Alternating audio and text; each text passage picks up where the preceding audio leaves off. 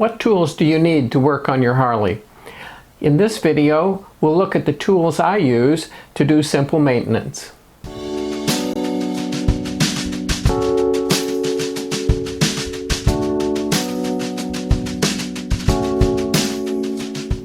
Over the years, I've learned to do some simple maintenance items on my Harleys. I can change the oil, change the primary oil, and change the transmission fluid. I know how to change the brake pads, and I can adjust various bolts and screws that are loose. Let me show you the tools you need to do those simple things. Let's look at the basic tools you'll need to get started. You'll need a ratchet wrench and extensions, some thread locker, and multi-tool drivers with various bits for the various projects that you'll work on. Now let's look at the sockets and bits you'll need. You need a 5/8 inch socket. This one is a deep socket because I use it to take off the nuts to take off the solo seat on my bike. You'll need a 17mm socket if you use the K&N or a high filtro oil filter.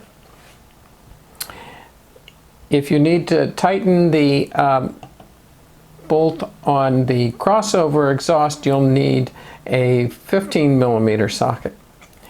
To change the brake pads, you need a 12.10mm socket. You also need 10mm for the connections on the battery. And then I have a magnetic bit driver that will hold different bits. As for bits, you need a T25 Torx, a T27 Torx, and a T40 Torx. For hex keys, you need 5/16, quarter, and 3/8.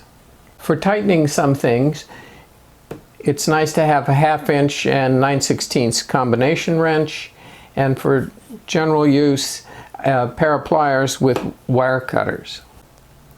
Now, if you don't like using bits, you can get dedicated sockets for the 3/16 quarter and 3/8 hex keys, the T25, T27, and T40 Torx bits.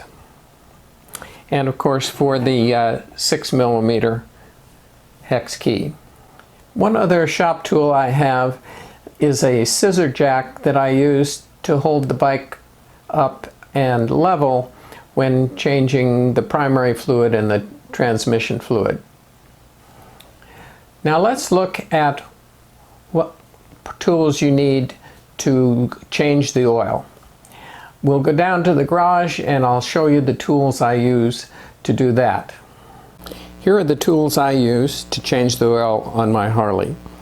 I've set them out here on the garage floor because some of them are a little oily. First of all, of course, you need a drip pan and some shop towels.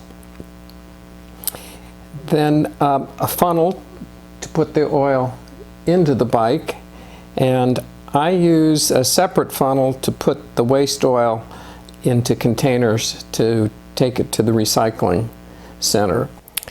This orange funnel and tube is a Harley part.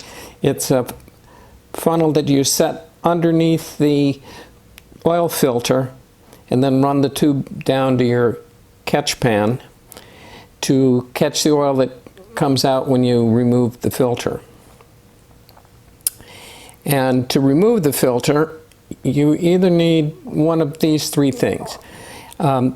There's a oil filter wrench with the hole cut out on the side. That's so you don't damage the crank position sensor. If you have a K&N or a high filtro filter that has a nut on the end of it, then you need a 17mm socket to remove the filter. And if it's on there really tight, you might use a strap wrench to pull it off. Of course, you need a ratchet wrench and extensions and a 5/8 socket to remove the drain plug. What tools do you need to change the other two fluids on your Harley?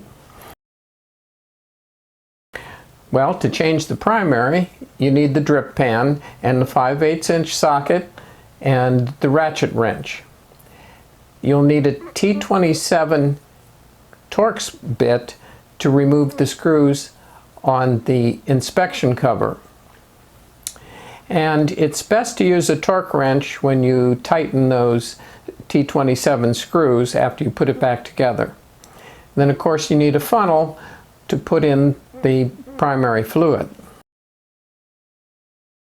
For the transmission, again, a drip pad, 5/8 socket, a ratchet wrench. You'll need a 3/8 hex key in order to open the filler hole. And then you'll need a funnel to pour the transmission fluid in. Now to adjust the hand controls, you'll need a T25 and a T27 Torx bits for the 4 screws that are on each control. To tighten the screws on the exhaust, you need probably a deep socket 9/16, and which would be on the muffler, and a 15mm socket on the crossover pipe. Now on one of my bikes, those are reversed. The 15mm nut is on the exhaust and the 9/16 is on the crossover. I don't know how those clamps got switched. To make sure the shifter shaft stays tight, you'll need either a 3/16 hex or a 1/4" hex. One of my bikes has 3/16, the other has a 1/4" hex head bolt. So whatever your bike needs, that's what you need. To change the battery, you'll need a T40 Torx. That's to take off the plastic bracket that holds the ECM so you can get access to the battery below.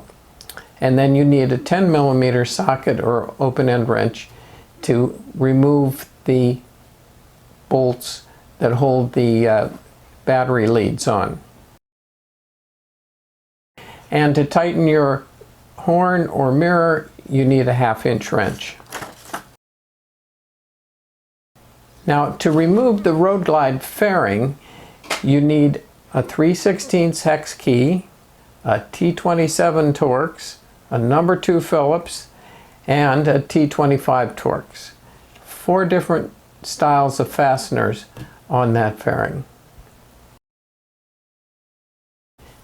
To change the brake pads, you're going to need a 10mm 12-point socket to get the caliper off the forks or the frame, and you'll need a 6mm hex key to take the locating pins out. Now that does it for my toolkit.